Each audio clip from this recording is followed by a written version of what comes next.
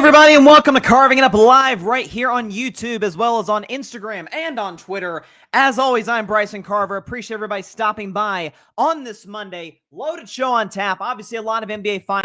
Oklahoma City doing what I think just about all of America, even a lot of Pacers fans, assumed that they would do, and that was to take Game 2 in convincing fashion. Not this thing up, not this Finals up at a game apiece. As we head back to Indiana for Wednesday night's Game 3 and Friday night's Game 4. Touch on SGA in just a second. Why I think his basketball maturity, both on and off the floor, are really taking hold thus far in these NBA Finals. Discuss that. Also talk about Tyrese Haliburton. I'd say in a finals where there's not a whole lot of polarizing storylines, and that's kind of been the big knock on it, is what do I really wrap my arms around other than the basketball? That's what's made finals in years past great, is the overriding storylines. The biggest one in this one would probably be, is Tyrese Haliburton a superstar? It's been a very, I would say, divisive conversation among a lot of NBA pundits. So we'll get into that. Why I think he is a superstar, but why those who do not believe he is have an interesting point. I'll touch on exactly what that point is in just a moment. Aaron Rodgers, we got more news. I know this is 3 straight shows of me talking about my Steelers signing the worst leader in American team sports, but nonetheless, Adam Schefter with some new information that came out over the weekend. Talk about that. Jason Kidd might be the new head coach of the Knicks as soon as this week, potentially. He could be interviewing with the team very, very soon. Discuss that. Why I think he should stay in Dallas. Yes, the dysfunctional Mavs over going to the Knicks, who were 2 wins away from the NBA Finals. And at the end of today's show, predictions for Game 3 of the 2025 NBA Finals. Again, we are tied at a game apiece. Before we even get into basketball, though, I just did want to throw this out there. I had a great weekend just for this very reason alone. The Yankees lose. Now, it's a beautiful thing. It really, really is. Took 2 of 3 out the Yankees. I love my rookie pitcher talking smack. If there was one team, if the Yankees were the only team that offered me a contract, I'd retire from baseball. That's what I'm talking about. That's the Red Sox-Yankees rivalry I want to see. By the way, also good news that just broke today from Jeff Pass. I know we're getting our baseball in before we talk about the NBA Finals, but gosh darn it, I'm a Red Sox fan, and I haven't had much to root for this year. So it's been happy to maybe see the season turn around. But Roman Anthony has been called up to the big leagues, the #1 prospect in baseball, and he has been called up to my Boston Red Sox. The future is now, ladies and gentlemen. So Red Sox Nation, hadn't been a great start to the season, but the future is bright. No question about that. All right, let's talk about basketball. That's what y'all are here for. But first, so Oklahoma City wins Game 2 in convincing fashion, 123-107. I think it was potentially the least shocking outcome that we will see maybe the rest of these finals, where it's Pacers won Game 1 on a walk-off shot in dramatic fashion, miracle fashion. Oklahoma City was going to respond, going to make sure, hey, we outplayed them through the vast majority of Game 1. Let's make sure we keep our foot on the gas pedal for 48 minutes straight. And after it was kind of close back and forth for the first 6 minutes or so, Thunder started to pull away early first quarter, really started to pull away in the second quarter, went up by 21, and that was pretty much all she wrote. They won by 16 points, scoring 123. SGA is the major storyline of this game. I'll talk about the Thunder aspect of it in just a moment, because to me, I've been really, really irritated over the last few days with hey, you know what, man? They've got the assets, they've got the depth, they got the coach. Ladies and gentlemen, the Oklahoma City Thunder are going to be the next dynasty, or the best chance to be the next dynasty. Maybe true. Could they at least get the first ring before we get into that? That has really driven me crazy. What has not driven me crazy is the discussion around, is SGA having one of, if not the greatest guard season of all time? We can maybe break that down further if Oklahoma City goes on to win this thing, because SGA obviously will be the MVP of the finals if they do win.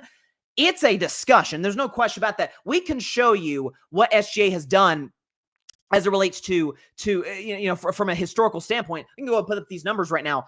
Players with 11 30.5 assist games in the postseason. This is in history. By the way, this is tied for most all time. LeBron's done it 3 times. Okay, Michael Jordan's done it twice. The 2 greatest basketball players ever. I don't think there's any question about that whatsoever. And SGA's done it now. So we're looking at a situation where he's doing some pretty historic things. He's in some pretty rare air as it relates to the performances that he's putting up. But what I think is fascinating about Shai Gilgeous-Alexander, because there's this discussion, who's the face of the league? Is it Anthony Edwards? Is it Luka Doncic? I think sooner rather than later it's going to be Victor Wembanyama. I'm just telling you that right now.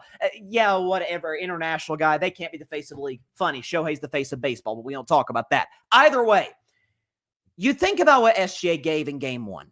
Gave you 38 points, not crazy efficient, was 14 of 30, had a solid game. And then in game 2, we can show you his numbers right now. Last night was outstanding on both ends of the floor. We could show you 34 points, 5 boards, 8 assists, which, by the way, up from 3 assists in game 1. I really kind of called SGA out for that. Get your teammates more involved. They had 4 steals in this game. SGA is averaging 3.5 steals a game in this series, getting really active in the passing lanes. 11 of 21 from the field, 1 for 4 from three-point range.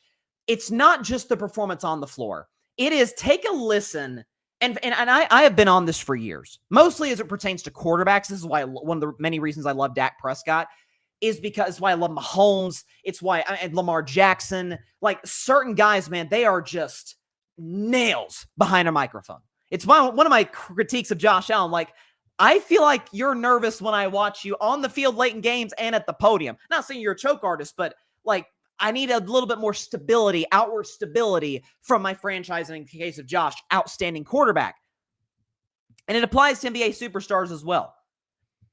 SGA has this cool, calm, never phased for a second demeanor about him. He was asked about, hey, series is transition to Indiana. They have home court advantage. It's a 1-1 series. What's kind of going to be the momentum? How will that game look different for you guys? Just take a listen to Shai Gilgeous-Alexander. Just take a listen, and then I'll get into it in just a second. Shai Gilgeous-Alexander after last night. Every game's a reset, especially at this stage in the season. A series looks so different. We've had a series where we lost a game and won the next one by 40. We've had a series where we won 2 in a row by 20 and then lost the next one by 40. So it's like every game's a reset. And basketball reminds you of that. It's very humbling. It shows you that if you don't stay in the moment, if you don't come ready to play, no matter who you are, no matter what you just did, you can get. I think the clip just cut off there for a second. I know that's not the sexy answer necessarily that you would want if you're a member of the media, if you're a fan watching the press conference after the game. I compare that a little bit to the guy that a lot of folks want to be the face of the league in Anthony Edwards. Way flashier game than Shai Gilgeous-Alexander. Better three-point shooter in a three-point shooting league. More of a high-flying guy, i.e. the great dunk artist of the past. Like all of the factors. Again, there's the added bonus. There's the added advantage. Hey, he's an American player in an American league. All of it. But a lot of times in these moments from Anthony Edwards, it's not a panic. Matter of fact, it's almost the toxic version of the opposite with Ant Edwards, where, I mean, they got blown off the doors blown off them by and large over the course of that Western Conference Finals, particularly in Game 5 when they were down 30-odd points at the half. And he's asked after their season is over, after they get gentlemen swept out of the conference finals back-to-back years, and Ant's like, yeah, I'm not hurt. I'm not hurt by this. It's not to say Ant isn't competitive. It's not to say Ant doesn't work hard. I know he works hard because he gets better every year that I see him. His numbers are better improvement, all of it. But there's almost like this, it'll be fine from Ant. And from SGA, it's, I'm going to make the next one. See, in neither case is there panic or is there arrogance. It's, from Ant, it's always next year. And for SGA, it's, we're good. Chill, focus. Now, I understand one example I'm giving is at the end of a season-ending game in series, and in one case, tied a game at a piece going to game 3 of the finals, but it's still just this calm, cool demeanor. And the thing that I love about SGA, and I'll compare him to another former Oklahoma City Thunder superstar, Russell Westbrook, another great guard superstar, MVP superstar with OKC. Folks used to joke that if you watch, especially prime Russell Westbrook, and I would even argue today Russell Westbrook, like Denver Russell Westbrook, if someone like cropped the screen to where you couldn't see the score, or you couldn't see the clock on the above the basket, you wouldn't know what time of the game is because Russell plays the exact same way, which is really an issue. I feel like with Shai Gilgeous-Alexander, you see a difference because he has a high basketball IQ. But it's like you don't see him waver. he doesn't really, he's not a guy who necessarily gets like over emotional. It's almost like a Tim Duncan quality about him where it's, hey, if we're down late in games, which hasn't been often for Oklahoma City, but if it's tight late, I'm good. And if we're up, I'm good. My approach is still going to be the same. You know, it's funny. There was a lot of criticism of FGA on social media after he missed the shot that would have put Oklahoma City up 3 with under 20 seconds left. Like, oh, SGA choked. And my mindset as a guy who, listen, I think I've consistently been lukewarm on SGA, only in the sense that not the foul baiting, but more so how he gets to the line drives me insane. You haven't seen it thus far in this finals. Kudos to SGA, but that's been a real issue from an aesthetic standpoint, similar to the Boston Celtics shooting 63s in a game. But that to me was, he missed a shot. Like, SGA makes that shot more times than not. He's a 51% shooter in the regular season. He's deadly in the mid-range. Someone joked he's like the best mid-range shooter since 2016 Sean Livingston, which I appreciate that as a Warriors fan. But it's just this cool, calm, collected attitude. I'm not going to be fazed by the moment. And I love watching that from him in this series. And it's a big reason that Oklahoma City is, to me, through the first 2 games, they were a big favorite in Vegas. I said OKC in 6. I'm definitely still sticking to that. See my prediction for game 3 at the end of today's show. But it's the only reason I thought the Pacers would get 2, and we'll talk about Tyrese Haliburton in just a second, is a style.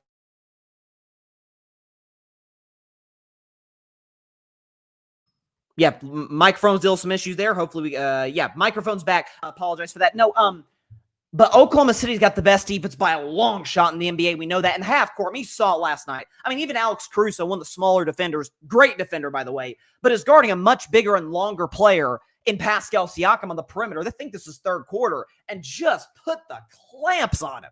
That's who Oklahoma City is. They don't have to switch because they're big, strong, long, and they can bring all of that physicality to the table when guarding a great offense that likes to play free-flowing and fast like Indiana. So my mindset was the only way for the Pacers to really not even expose, but exploit any sort of weakness in that Thunder defense is how you exploit any great defense. Get them running, get them on their heels, push the ball in transition off of OKC misses. And I still think they can do that. They did that through stretches of game 1, although they almost slowed the game down in some aspects. In the fourth quarter, it was more so offensive rebounds that helped them come back on Thursday night. But through 2 games in the series, it's not even a contest about who the better team is. We can show you those numbers. Thunder averaged 7.5 more points per game. Ironically, the Pacers shoot 3% better from 3, more like 2% better. 2%, a little over 2% better from the field, and 3% better from 3-point range. And Oklahoma City has a defensive rating that's 7 points lower, which is absurd against the Pacers. Pacers got a 117 defensive rating, OKC 110. And look at that last stat. The Pacers in this series have led for 1 minute and 53 seconds.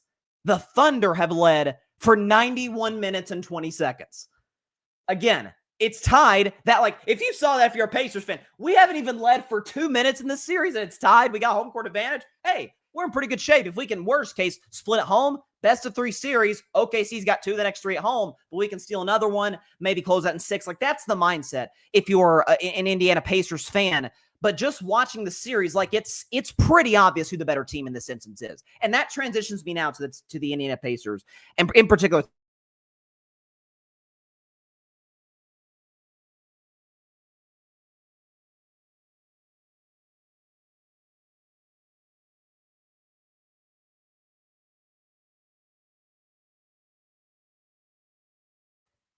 mic issues again. Hopefully, I don't know. My mic's giving me some issues here. Let's get this reset. All right, mic's good again.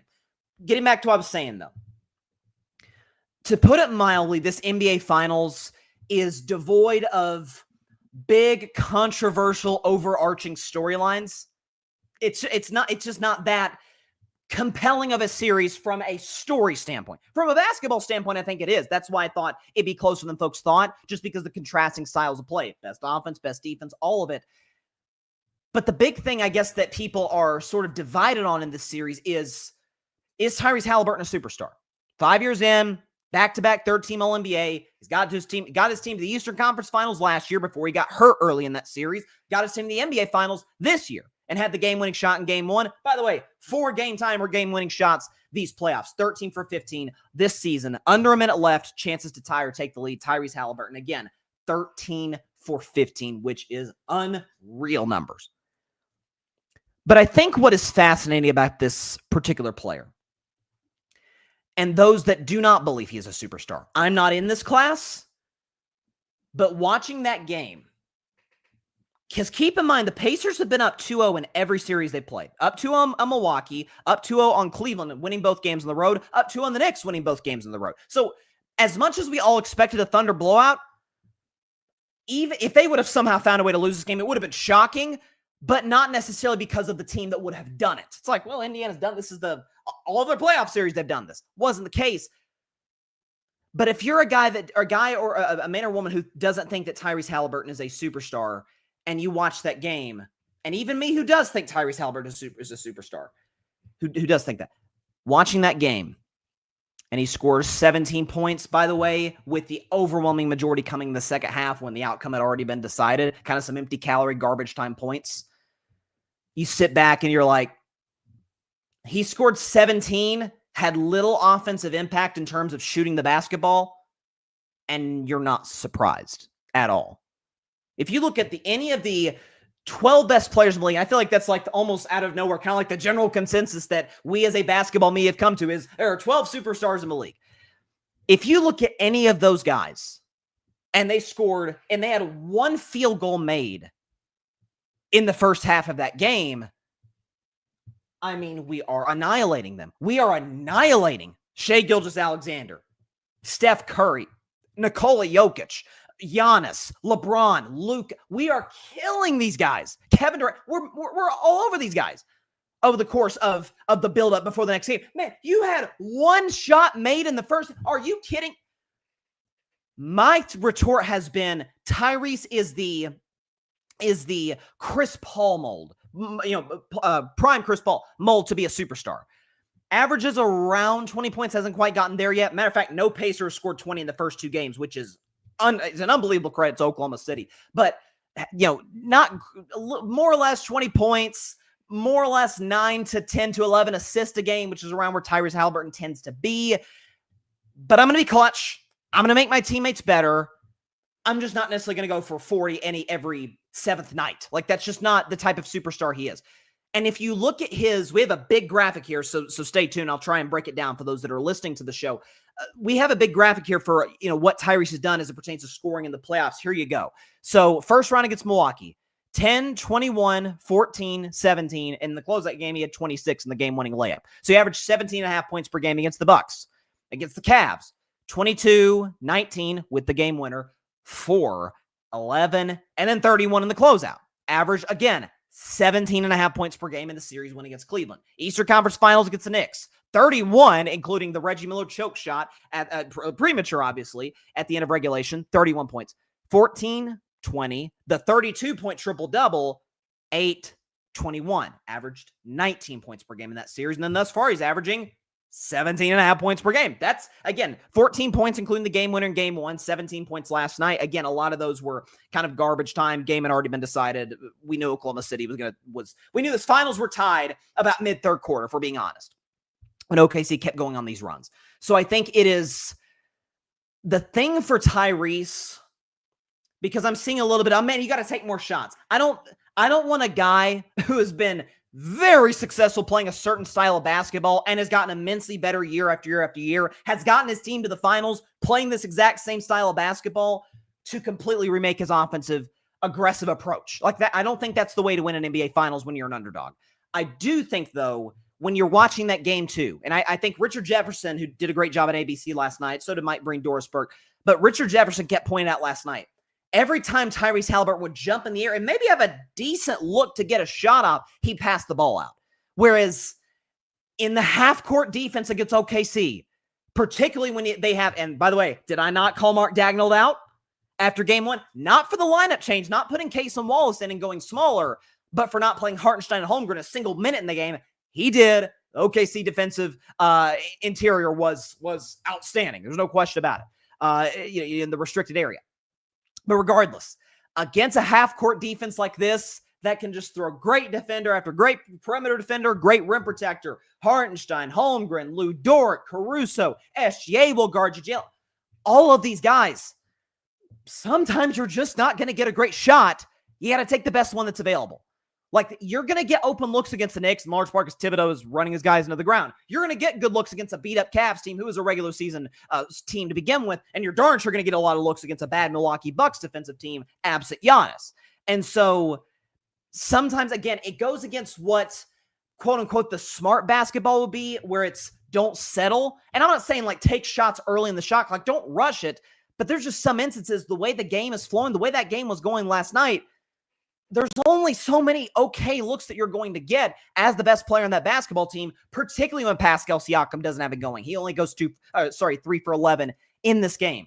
You know, Obi Toppin didn't give you quite the impact in game 2 that he gave you in game 1. Like, there's a level of, let's just keep my team afloat.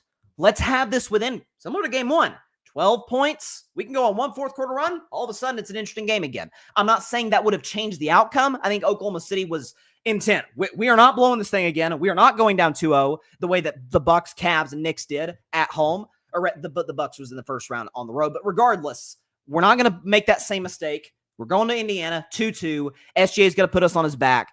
And so, listen, I think I'm curious to see how Haliburton comes out in game 3. I'm not expecting to come out and say, hey, you guys said I wasn't aggressive. Watch this. I'm going to take 10 shots in the first quarter. He's not going to do that. Nor should he, by the way, unless he just has it going. He's like heat checking like he did in game 4 against the Knicks or something. But I'm just curious to see what his approach is of the course of the series, because I didn't love it. Because that almost to a degree felt like he was getting away from his game, because he's like, I don't want to settle. The thing about playing great defenses, especially when you're a great offense, sometimes you do have to settle.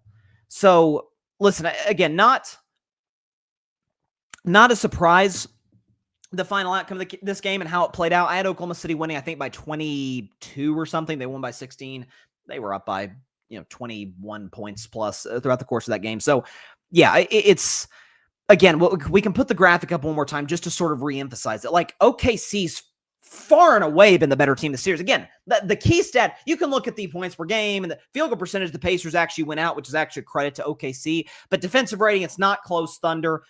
All you need to look at is that last graphic on either side. Pacers have had the lead in the finals for 1 minute and 53 seconds. The Thunder have had the lead in the finals for 91 minutes and 20 seconds. They had a bad stretch in the fourth quarter of game 1. Now, again, Indiana does that. But to put it mildly, Oklahoma City is demonstrably better than the New York Knicks, the Cleveland Cavaliers, and the Milwaukee Bucks. So game 3 will be fun. I'll predict that at the end of today's show, so stay tuned for that.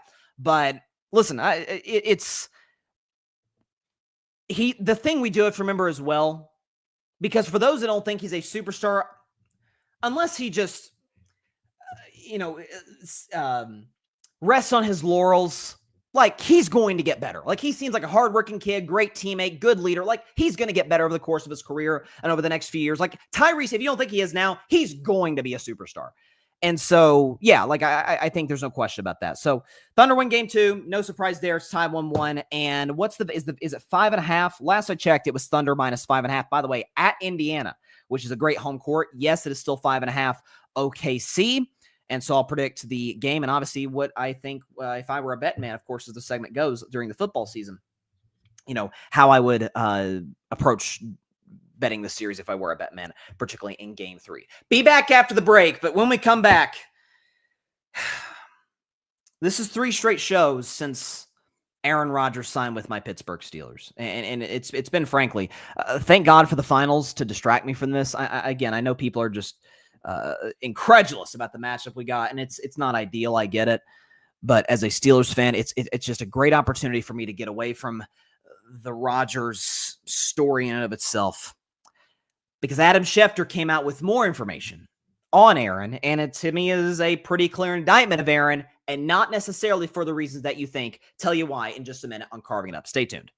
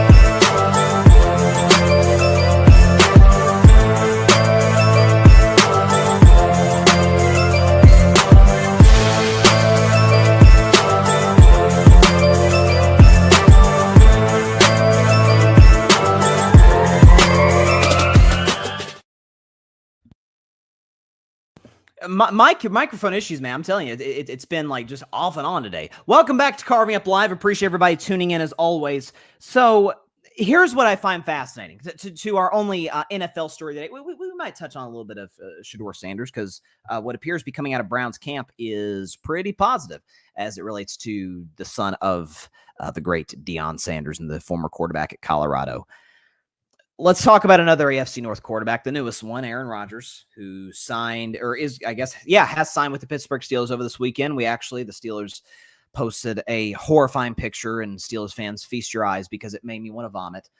There's Aaron. For the podcast audience, those listening, it is Aaron Rodgers in a gray hoodie there with his new era Steelers hat, signing the dotted line to become the newest member of the Pittsburgh Steelers. And also, not to speculate too much, but reading the tea leaves, looks like Aaron may have gotten married. So congrats to him and, his wife, I assume. And so I will say, if that is the reason that this thing was delayed so long, 3 months, that must have been some kind of honeymoon. That's all I'm going to say. But to the Steelers side of this, so Adam Schefter came out with a report recently. He was actually talking on Get Up on Friday on ESPN. Quote, "This was the best move that the Pittsburgh Steelers can make right now. But let's also remember that this was the third option for the Pittsburgh Steelers. They ran on Matthew Stafford and couldn't get a trade done. They tried to sign Justin Fields. He opted to go to the New York Jets, where he'll meet Aaron Rodgers on opening day. And after they couldn't get a trade done for Stafford and couldn't get Fields re-signed, they pivoted to Aaron Rodgers." End quote.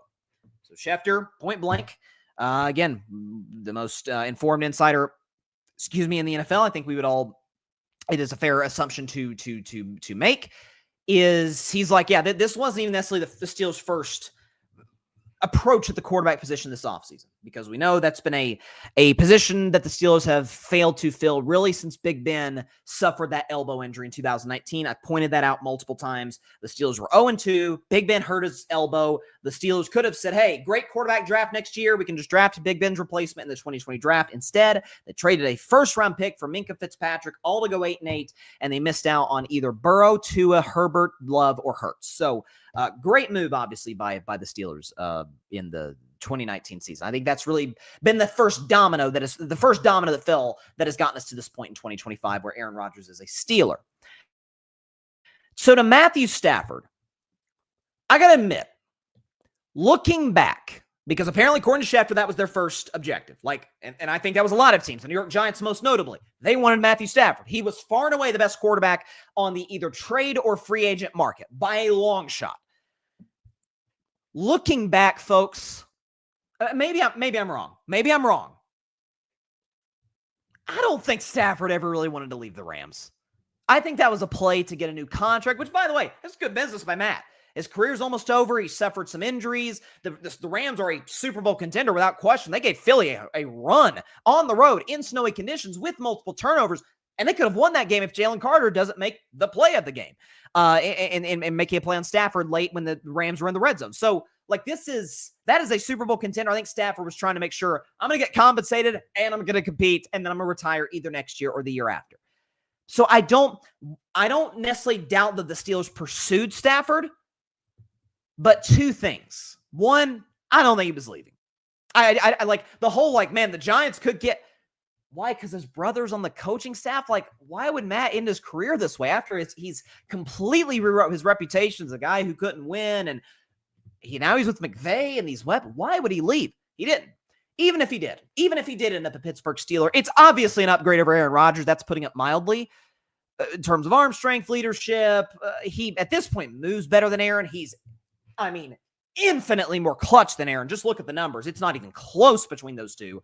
He's been more successful in the playoffs than Aaron in recent years, all of it. But all of that being said, I think the Steelers would have got about 75% of Matthew Stafford.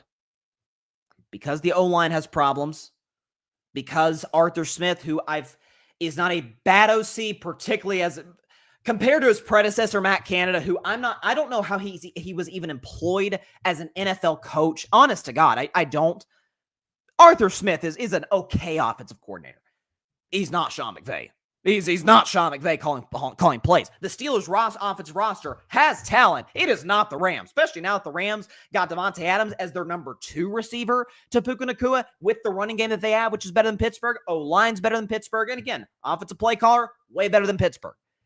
So it would have been an upgrade if the Steelers think could have been a real player to maybe win the division. That's what I think of Stafford.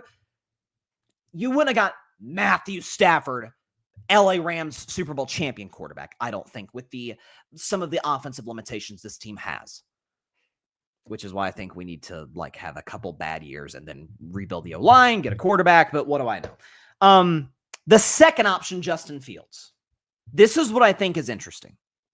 Because Justin Fields obviously started 6 games with Pittsburgh, then got benched after a 4-2 start. The numbers weren't eye-popping, to say the very least, but the Steelers were 4-2. I was advocating on the show as a Steelers fan last season when Mike Tomlin announced Russell Wilson's going to start against the Jets. I'm like, look, Russell probably gives you more upside. He certainly, as it relates to the deep ball. If it ain't broke, don't fix it. Fields is winning games, and Russ isn't a huge upgrade over Justin. Over the course of the season, he proved to be. I proved to be wrong in that instance. But Russell was bad at the end of the year, particularly in December. And so you have to take all of those things into account. Here's what I find interesting about Justin Fields, who is the new starting quarterback, obviously, for the New York Jets. I don't think the Steelers were ever dead serious on keeping Fields either. He signed a contract that will pay him $20 million a year at the Jets. Now, by the way, today, it maybe is a slight overpay for Justin Fields, but based on where the quarterback market is going, it's not a terrible contract. And by the way, it's only for 2 years. I think the Jets were in a spot where it's, okay, we're moving on from Aaron Rodgers. We are screwed at quarterback. We really don't like the prospects in this draft. We're just going to we're going to try and build a culture with Aaron Glenn this year, probably draft a quarterback next year, unless Justin Fields just blows our socks off, which I don't necessarily see materializing. Justin Fields is going to come in. He's good in the locker room. His teammates liked him in Pittsburgh. They liked him in Chicago. He'll be a leader. This is his 3rd team, so he's been around the block. He'll stabilize things. We'll draft a quarterback in 2026. I don't think the Steelers were going to be intent on paying Justin Fields $20 million a year. After all, Aaron Rodgers, by the way, on a 1-year contract, is making $13.5 million a year, as reported, obviously, by multiple NFL insiders. Here, to me, is the indictment on Aaron. Not that the Steelers were going to try and get Matthew Stafford. That's not an indictment on Aaron. Stafford's better than Aaron. Not that they were going to try and keep Justin Fields, or reportedly, which I got to admit, folks, I don't necessarily believe based on what the Jets ended up giving Fields as it relates to his contract. Regardless, that's not the most indicting part of Aaron Rodgers in this whole process. It's the fact there were multiple teams. Let's play the other side of the Stafford coin for a second. Let's say the reports were true, that Matthew Stafford really was looking elsewhere. That he really was looking at the New York Giants, that the Steelers may have been a play for Stafford. It was reported that the Rams, and in particular Sean McVay, who to me is I think McVay's the second best coach in football to Andy Reid. I think McVay's awesome. Where he's schematics, X's and O's, he's maybe a tick below Kyle Shanahan, but in terms of culture, I would put him in the Dan Campbell, Mike Tomlin category. I would. So, brilliant X's and O's, and he's a great culture guy. That's the perfect coach. Again, second in my mind to only Andy Reid, who's an awesome X's and O's guy and a great culture guy as well. That's kind of the perfect coach you want. So with that in mind, Sean McVay, Rams, according to reports, were nah, we're good. We're good. We'll just dog it this year and just draft a quarterback in 26 because I'm Sean McVay and I can make a lot of quarterbacks work. I can develop a lot of guys. Jared Goff was god-awful his rookie year, was a Pro Bowler by year 2, year 3. So the Rams are off the table, presuming Stafford was seriously intent on leaving. To me, the bigger indictment. Because the Rams thing, I don't think we'll ever truly know soon whether Matthew Stafford actually was considering leaving the Rams. What we do know is that the Minnesota Vikings, and sources all over Minnesota have been intent on this, they're not 100% sure about J.J. McCarthy. For the record, neither am I. I would not have drafted him. I I'm not a J.J. McCarthy believer. I think when you only throw 30 passes one time, your final year at Michigan, when you win the national championship, when you are a run-first and defense team, and you are simply being asked to essentially play the Jimmy Garoppolo role, just don't screw it up. Be clutch when we need you to be, which he was in that playoff game against Alabama. But if the game comes down to, can J.J. McCarthy make the throws, you're just not going to win. I'm not a believer. Maybe I'll be wrong. Kevin O'Connell's a great coach. I'm not sure. Regardless, the Vikings let Sam Darnold walk to the Seattle Seahawks in March when free agency started. It took them a month to publicly endorse, as a franchise, J.J. McCarthy as their franchise quarterback, despite the concerns physically and tangibly. What can he do?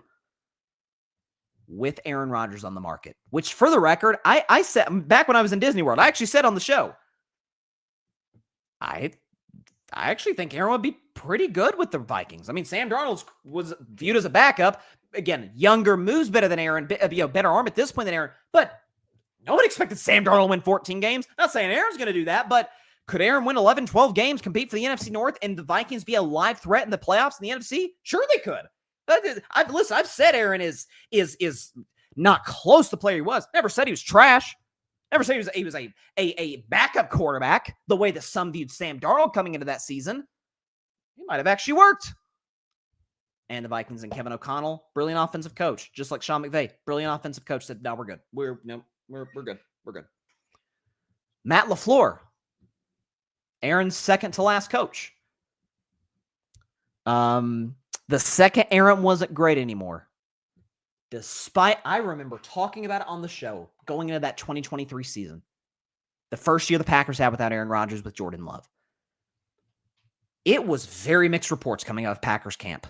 That first year that Jordan Love was the guaranteed week 1 starter. It was, doesn't see the field quite well. Like the accuracy's kind of hit or miss sometimes. I remember doing preseason topics like, I don't know if I see it. The first half of the season, I really didn't see it with Jordan Love. The Packers, forget us. The Packers were iffy on whether Jordan Love was the guy. They were seriously considering, in what was a great 2024 quarterback draft, taking a quarterback. And then Jordan Love had an unreal second half of the season, got paid, and now he's the franchise guy. But with the uncertainty of what Love will be, the Packers still moved off of Aaron Rodgers. With the uncertainty of whether Matthew Stafford would come back, according to reports, the Rams said, we want nothing to do with you. With the uncertainty, J.J. McCarthy has not taken an NFL snap. And he has an injury history. And there are limitations going back to Michigan. And the Vikings, once it became clear that McCarthy was QB1, took like a month to endorse him as that. Still, they said, no, we're good. Talk to the hand. We're good. You're not going to complete the Brett Favre cycle. Packers, Jets, Vikings. You're not going to do that here. What does that tell you? If 3 of the smartest coaches in the NFL on the offensive side of the ball wanted nothing to do with Aaron, and not all of that's Aaron's abilities, because I think he could have worked in Minnesota, to be frank. As an Aaron Rodgers critic, Aaron in Minnesota, it's a heck of a lot better than Aaron with the Jets, I'll tell you that. Coaching, receiver, all of it. Wanted nothing to do with him. It's not just Aaron's declining ability, which we've talked extensively about in the show. He's a bad locker room guy. And it's why I've said, for the numerous reasons that signing him was a bad move for the Steelers, what's going to happen? Because I know Aaron and Mike Tomlin have had a not cordial, actually, they seem to be quite friendly with each other over the last few years. We've seen that with some of their interactions with Tomlin on the sideline. He'll kind of wink at Aaron, and Aaron will wink back like, oh, okay, good call. Good call, coach. What's going to happen when there's adversity? Because there's going to be adversity for the Steelers, because there's adversity for every team in the NFL, unless you're the 07 Patriots prior to the Super Bowl. What's going to happen in the moment when the Steelers lose? Let's say they lose to the Ravens 20-9 or something, and Aaron throws 2 picks, and obviously, as we know, neither were his fault. And the defense, maybe it's close throughout, but the defense gives up like 10 points in the fourth quarter, and Lamar breaks off a big run. And the season, because the first game of the Steelers play the Ravens is second half of the year, the playoff push, and the season isn't looking so good. And Aaron takes a little passive-aggressive dig at Mike Tomlin. Or, as I've said in the show before, this is a very real possibility, because we know Terry Bradshaw and Aaron Rodgers do not like each other, not just from Terry's recent comment about Aaron, but based on years of a back and forth. that first moment that Terry goes on Fox and rips Aaron Rodgers to shreds, because he will, and a media member asked Aaron, or Pat McAfee asked Aaron on Tuesdays during the season, and Aaron takes a dig at Terry Bradshaw, greatest QB in Steelers history, whose side does Mike Tomlin take? Because if he doesn't at least give love to Bradshaw, Steelers fans will be like, wait a second. Huh? This is our guy. This guy won us 4 Super Bowls. Who's this dude? The guy, who's doing rituals in the offseason is here for just 1 year. What? It's, folks, and I've consistently said this, it's further evidence that these offensive coaches, who we know could make it work with Aaron, said we don't even want him in the building. We don't want J.J. McCarthy being mentored by Aaron Rodgers. We don't want Aaron Rodgers as a 1-year stopgap between now and us drafting a quarterback in 2026 if you're the Los Angeles Rams. We don't even know in 2023, that is, if Jordan Love can play or not. And we still get rid of you the second we get the chance to, if you're the Green Bay Packers and Matt LaFleur. Because he's the worst leader in team sports. And he's evidenced that over and over and over again. So, listen, I honestly haven't been shocked by the level of Vegas. To me is the only folks that have gotten it right, where I think the Steelers were like a 2.5 point favorite, 2.5, 3 point favorite against the Jets in week 1. And the line moved like a half point after Aaron Rodgers signed. Like, all of the Vegas over-unders win totals have not moved since Aaron Rodgers signed with the Steelers. Like, Vegas understands we botched it last year with the Jets. I ran it on Vegas, on Pro Football Focus, on everybody. I'm like, I was one of the only guys in media to say, are y'all looking at the same team before the year that I'm looking at? This, I predicted them to go 7-10. I actually overrated them. They won 5 games. Old injured quarterback who's the worst leader in team sports, inexperienced coach, awful offensive coordinator. Team's kind of young. O-line's not that good. Owner's awful. GM, You sure like this team's going to beat Josh Allen, the Bills, who've owned the East for 5 years for the division? You sure about that? You sure, buddy? It's not that bad of a situation in Pittsburgh, but I've been unfortunately not surprised by the number of people like, hey, man, Steelers, NFC or AFC North player, man. Ravens, watch your backs. Guys. Like, really? It's pretty. Listen, Aaron's one of those guys, man. We all know certain people in life, no matter how many times they manipulate you, or gaslight you, they'll get you to believing anything that they're trying to sell. That's Aaron Rodgers, man. It's pretty unbelievable stuff. There's no question about it. And the Steelers are nothing more than a 9 or 10 win team next year, which, if they'd have just said, hey, we're not getting in this nonsense business with Rodgers and just starting Mason Rudolph for 10 games and starting Will Howard the last 7, see what the kid has, see if we've got something here, and we win 5 or 6 games and draft a quarterback and a good quarterback draft next year. I know that's a really progressive thought, and that's not really what the Steelers believe in. They believe in, we do it our way, and the hell with everything else, even if it works for other teams. That's the reality of the Pittsburgh Steelers today. And this is going to be a long season.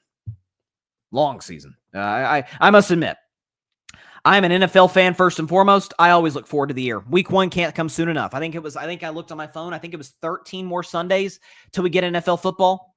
Can't wait. As a Steelers fan, I'm not looking forward to the year. I must admit. But transitioning back to the NBA, here's what I am fascinated with. So, according to multiple reports, and the New York Post confirmed this. And Brian Windhorst was actually the first one to. Let me give Wendy his credit. Let me say something real quick. Let me say this real quick before I even get to this, because I've been steaming on this for the last few days. Really going back the last 3 months. So I just had a clip about Stephen A. Smith and the take he had in the All-Star game, and I was critical of it. It's on social media. You can check it out. Point is, when LeBron and Stephen A. had that beef 3 months ago, and I was team LeBron. I was like, listen, this whole Stephen A.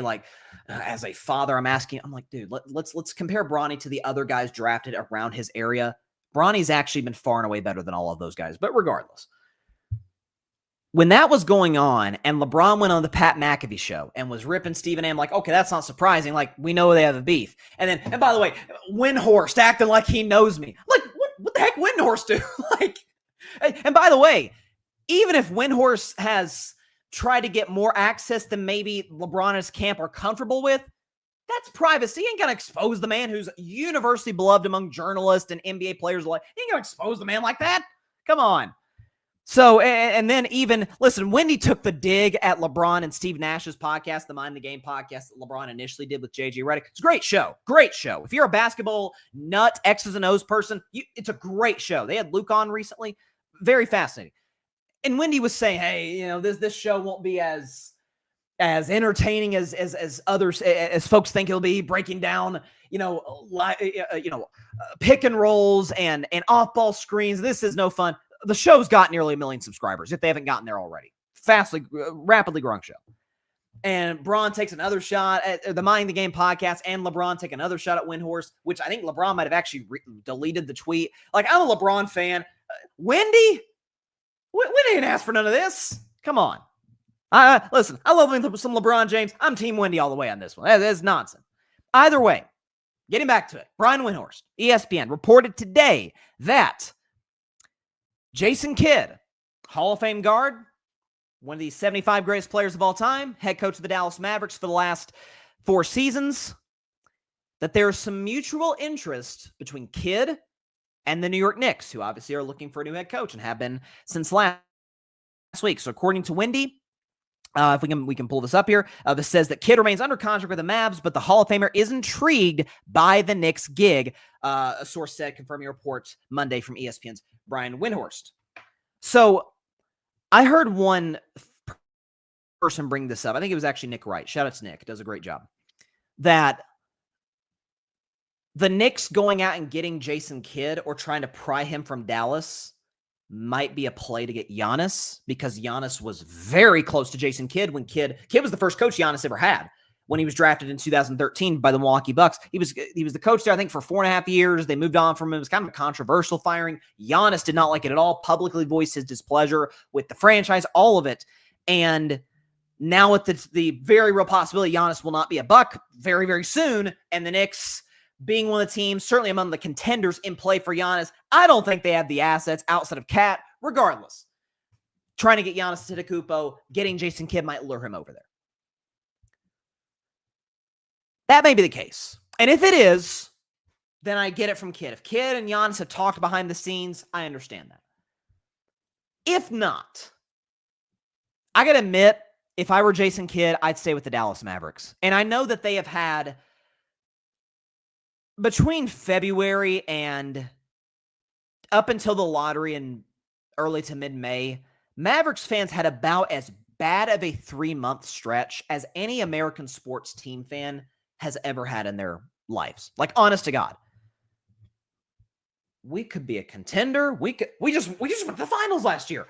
And once we get Luka back and he's paired with Kyrie, it worked last year and we ran through the West. Oklahoma City is the runaway number 1 seed and SGA is going to be MVP. Guess what? We beat them last year. We beat them in 6 games. Luka was better than SGA over the course of that series.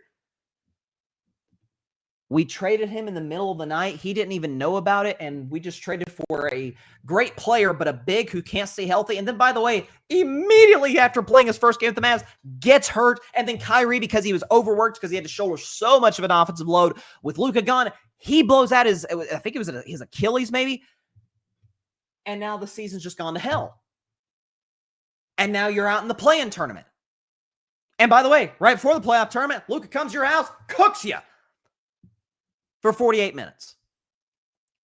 And then they win the lottery and get Cooper Flagg. To me, that changes things. The fact that they're going to get Cooper Flagg, unless they trade the first pick, which, by the way, listen, Nico Harrison, by and large, has made some good deals. The Luka trade will override them all, as they should. You traded the second greatest Mav of all time, got an awful return for it, and it's going to do the Mavericks in, potentially.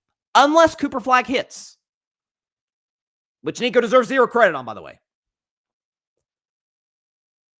If you look at both situations, Knicks and Mavs, both have their fair share of uncertainty. But the situation in Dallas, while Kidd himself may not have a say over it, It's more likely that the Mavs move on from Nico Harrison. Matter of fact, I don't think this is actually not a controversial statement at all.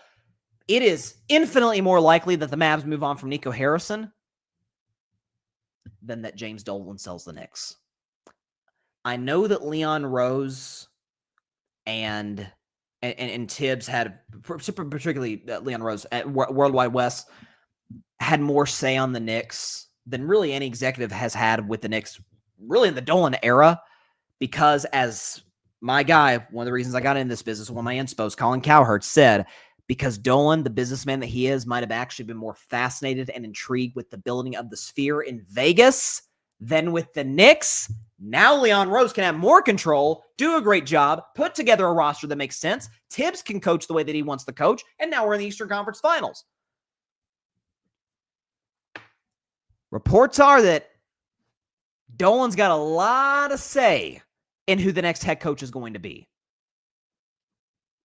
You can't get rid of an owner.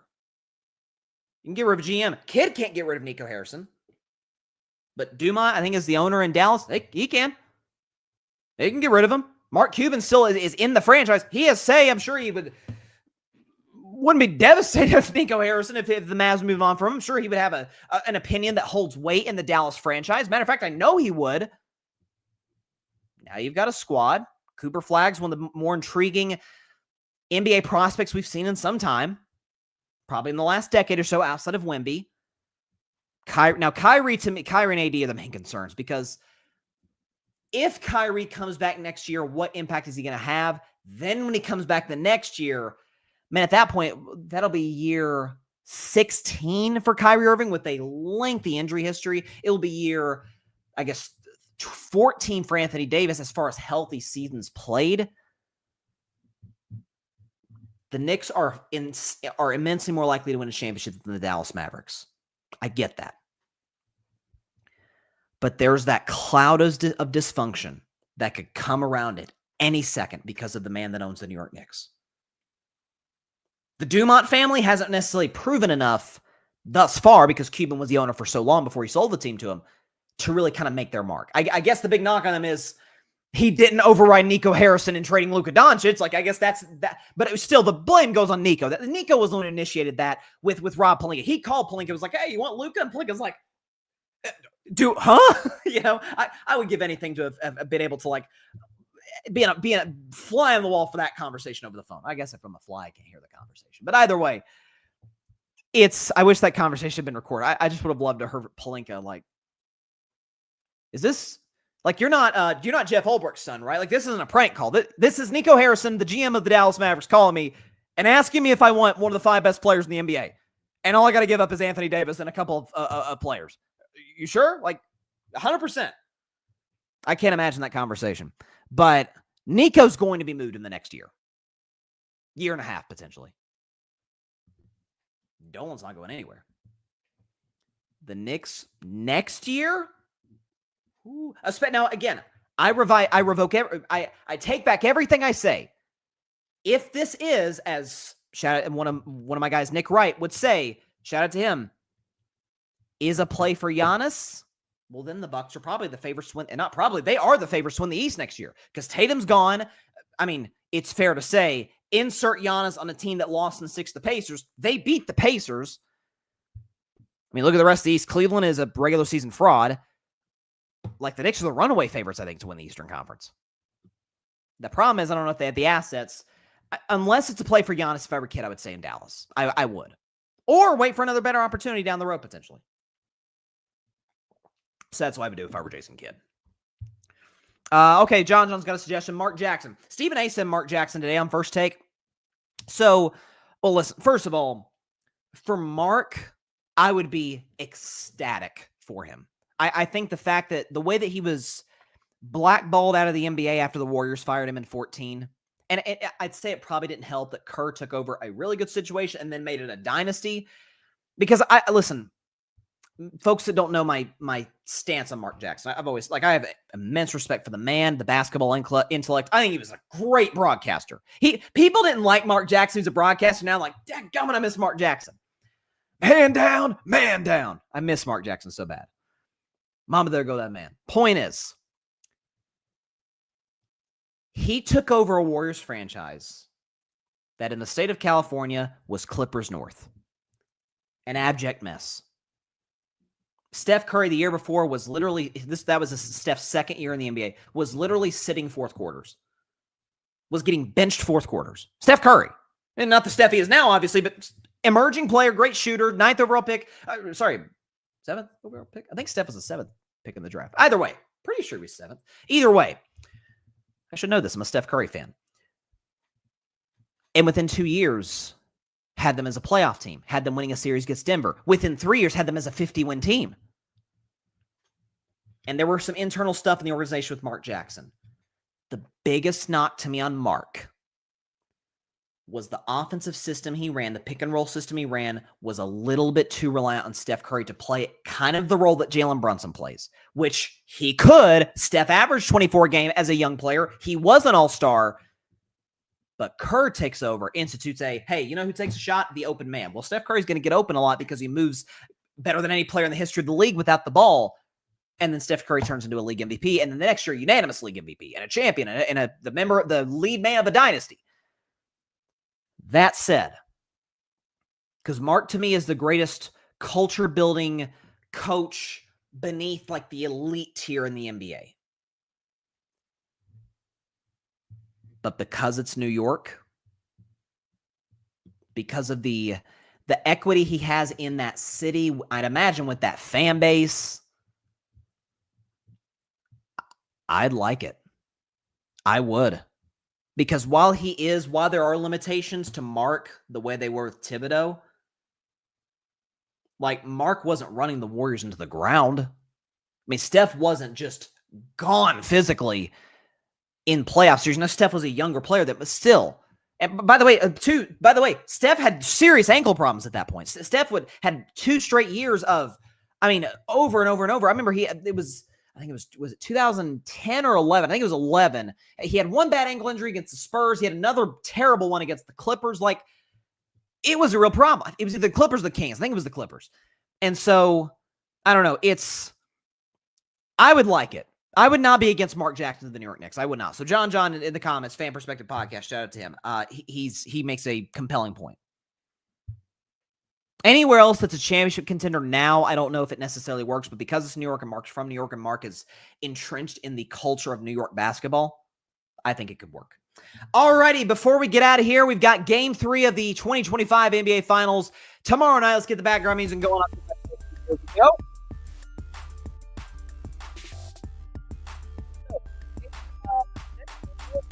If I said Game 4, Game 3, Wednesday night, 8:30 p.m. Eastern, 5:30 p.m. Pacific time. ABC, the Thunder, with the series tied at a game apiece, are a 5.5-point favorite on the road against the Indiana Pacers. So here's what I'm looking at. Shaquille O'Neal says it best. The Pacers feel like they're the only team that this rule doesn't apply to them. It could for Oklahoma City. We'll see. And I think it has throughout the course of these playoffs on the road for them. Is the others that Shaq often talks about way better at home. Infinitely better at home. So one of the rules the playoffs always talk about. The game's more physical in the postseason. The bench players and the young players don't typically tend to step up on the road than the way that they do at home. And so it's the way that I look at this Game 3. Because, listen, Oklahoma City dominated Game 2. They did what all of us thought they would. If you look at the Thunder, though, on the road these playoffs, they've been good. They've won some really big road games these playoffs, particularly Game 4 against the Nuggets and against the Timberwolves. But if you look at Game 3 against Memphis, the worst team in the playoffs, by the way, with Ja Morant, the Grizzlies led the Thunder by 27 points. Ja goes down, gets hurt, Thunder make a furious comeback and win. Game 4, the Thunder won that game by 2 points. That thing came down to the last minute. Memphis, no Ja Morant. Desmond Bane's the best player, and I like Desmond Bane, but come on. The Thunder are way better than Memphis, obviously, as we know. Game 3 at Denver, they lose to the Nuggets. SGA did what sometimes drives me crazy about him. Even as much as I love him in his game, the one thing that drives me insane is at the Mack truck move. I just got hammered, and there was minimal contact. It was, or what we call a flop. Late game, fourth quarter, Game 3 against the Denver Nuggets. Throws his body awkwardly, doesn't get the call. Nuggets win in overtime. Game 6, chance to close the series out. They lose to Denver. Before, by the way, they blow the doors off the Nuggets in Game 7. Like, a lot after these losses, OKC's responded. They have not lost back-to-back games these playoffs.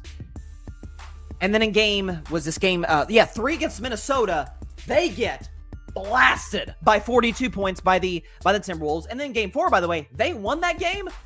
That T-Wolves bench scored 60-plus points on Oklahoma City. So the Thunder have been successful on the road, but not dominant on the road. And that's the only thing that, as great as their all-time great resume would tell you that they are, and I think they have a great case that's true. A lot of those teams have been, in some cases, dominant road teams over the course of the playoff run, particularly in the first round against 8 seeds, which most of those teams, obviously, those all-time great 67-plus win teams were the 1 seed. And so, listen, we know about these finals, even as lopsided as the series is. We can show you this graphic. This is the 3rd time we're showing this, that Oklahoma City has been immensely better. Shooting percentage, the Pacers get the advantage, which to me is actually credit to Oklahoma City in the fact that they've been up for 91 minutes compared to the Pacers 1 minute 53 seconds in this series. My man Arthur Hirsch, shout out to Arthur, talked about this last night on our Game 2 reaction show. Indiana has a real home court advantage similar to OKC. Those role guys are going to step up. Haliburton tends to bounce back after either quiet or just outright bad offensive games. So, with that all said, give me the Pacers. Yes, plus 5.5 and to win outright, 120-117. The Pacers win game 3. They go up 2-1 in this best of 7 NBA Finals in 2025. And all of a sudden, game 4 becomes really intriguing. 68-win team, a game 4 down 2-1 on the road. And then SGA has an opportunity to have like a Giannis or Steph Curry moment. Those guys were down 2-1 in the finals in the 2020s and responded big time in game 4. Giannis's was at home, Steph's was in Boston, but still, I'm telling you, there's Indiana knows, like, we do not want to have our backs against the wall in that game 4. Let's keep the home court advantage thing alive here. Let's be in a position where we can take that 3-1 lead in game 4. Listen, for the record, I still got Thunder in 6, so that prediction tells me Pacers win on Wednesday night, and the Thunder win out. Win the game 4, 5, and 6. Win the championship in Indiana. I've just got the feeling, man, like this is the first finals game in 25 years. I get it.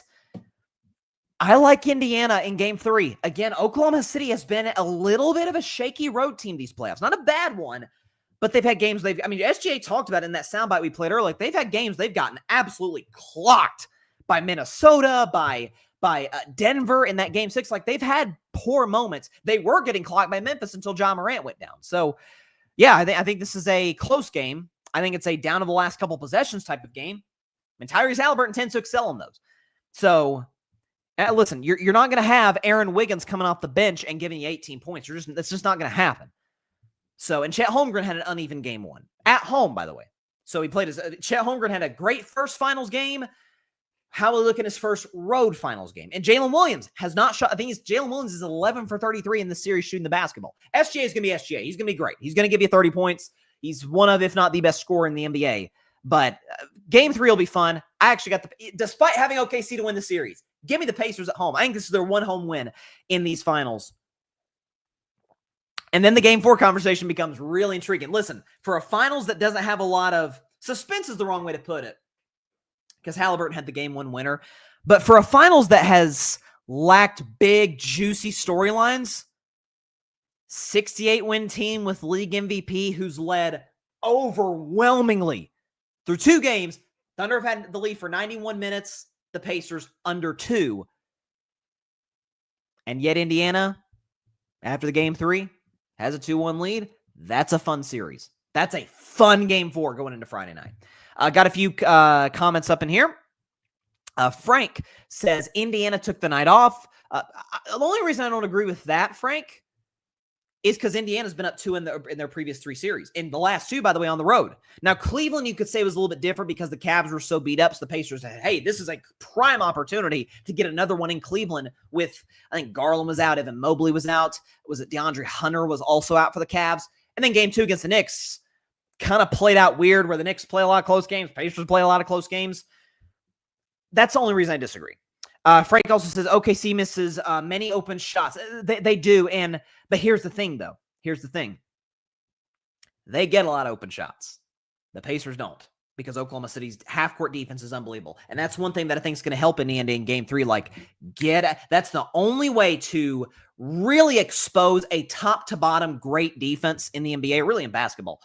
Get out and run. Have them on their heels. That's the best way to do it, especially when benches are shortened. Of course, I don't know if we'll necessarily see that in these finals until we get to a Game 6, if it gets there, where Carlisle and Dagnall will shorten their benches because both teams are so deep, and that's what's made them so successful.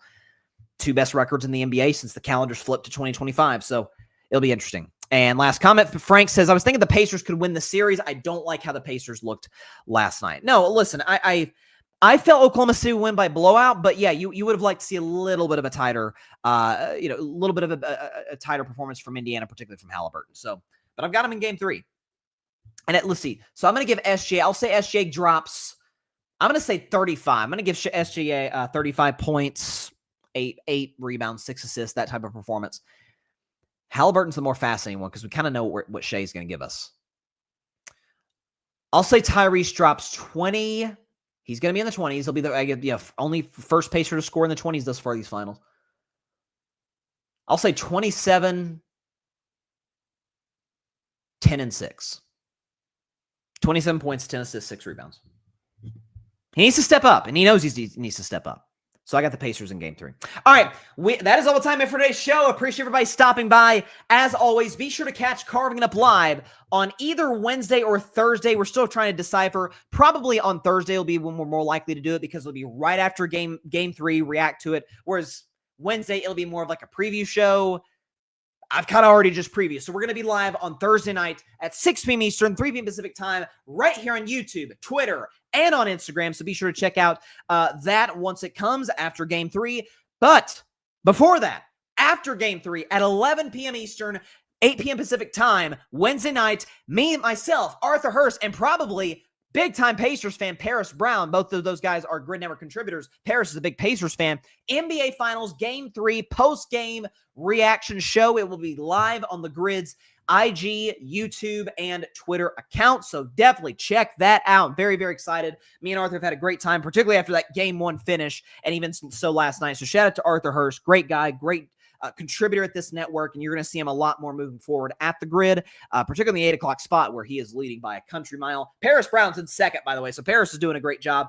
Big Pacers fan, very, very excited to get to those two and hear the reactions for Game 3. So again, put that up one more time. That'll be at 11 p.m. Eastern, 8 p.m. Pacific time, late night, baby, right after Game 3, or potentially as Game 3 is wrapping up, similar to Game 1, when I was able to, Arthur wasn't quite there yet, I was able to give a live reaction to the Haliburton shot. That is on social media. That was insane to watch live and to be on live on YouTube, Instagram, and Twitter. So definitely check that out. Check my show out Thursday at 6 p.m. Eastern, 3 p.m. Pacific time, right here on Carving Up and on the Grid Network. All right, we will see you guys then. See you on Thursday. See you hopefully before then for our post-game reaction show on Wednesday night. Stay safe out there. God bless you, everybody, and peace out.